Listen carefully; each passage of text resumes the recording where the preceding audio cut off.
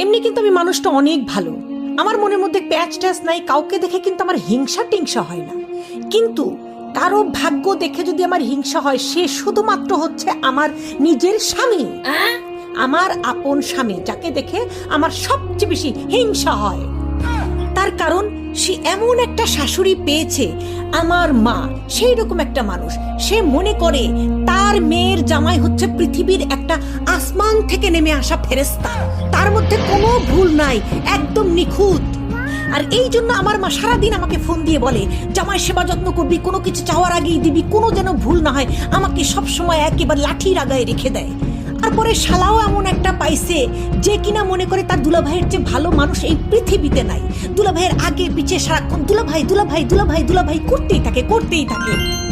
আবার নিজের শালি থেকে শুরু করে আত্মীয় স্বজন, পাড়া প্রতিবেশী, খালাতো মামাতো চাচাতো যত শালি আছে সবাই তো দুলাভাই